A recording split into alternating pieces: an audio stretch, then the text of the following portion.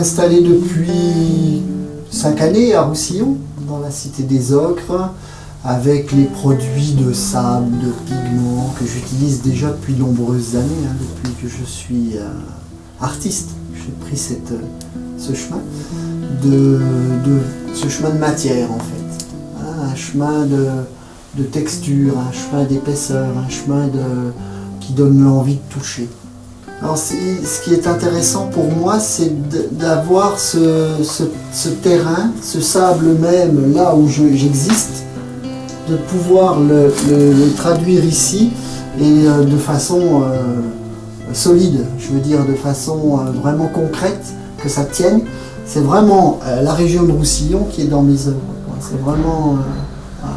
Et le jour où je vais partir au Colorado, ça sera la même chose. Ça sera vraiment l'expression même de la région dans l'œuvre. C'est toute une aventure qui s'ouvre en fait, la peinture. Voilà, c'est très subjectif. Moi la mienne c'est de la sérénité. Après les gens, voilà, ça se met en place dans l'intérieur et au fil des jours, ils voient l'œuvre qui change de couleur, ils voient, voilà, ils appréhendent l'histoire et on se rend compte au fil des jours que l'œuvre change et que en fait on a acheté non pas une œuvre mais une œuvre en mouvement.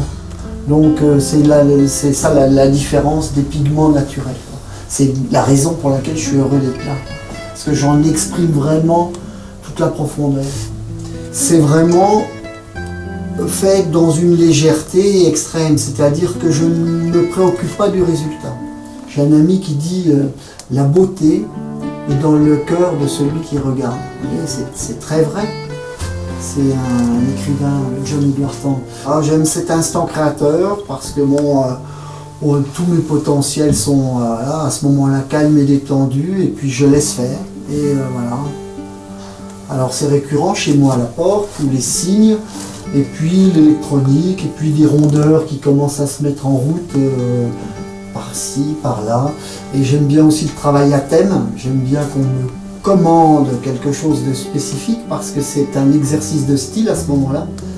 Et l'exercice de style est intéressant parce que c'est un interlocuteur spécifique pour lequel il va falloir exceller. Et ça, c'est extraordinaire, quoi.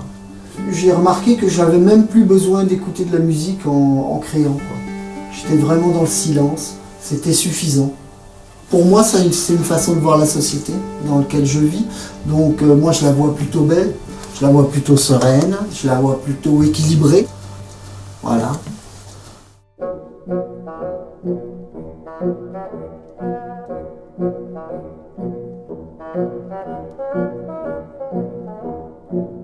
C'est une aventure qui a démarré à Grasse. C'est le projet Everest. C'est un industriel du parfum qui a un centre de recherche parfumerie à Grasse et qui avait l'envie de créer des capsules d'huile essentielle en apesanteur. Donc avec toute la technologie qui va avec ce genre de projet.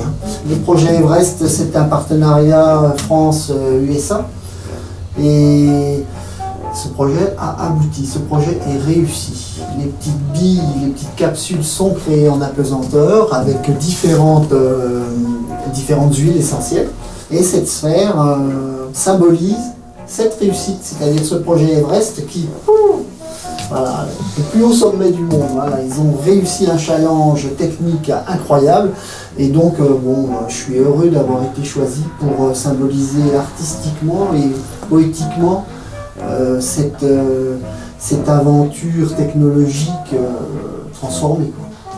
La rondeur m'a toujours attiré. J'en avais déjà fait quelques exercices de style avec ce que j'appelle les inséparables.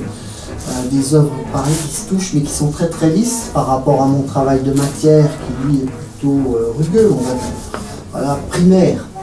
Et donc la sphère, réaliser une sphère, j'étais tout de suite, j'ai sauté de joie, quoi. J'ai dit, est-ce quelle aventure, au moins je vais partir encore quelque chose d'autre.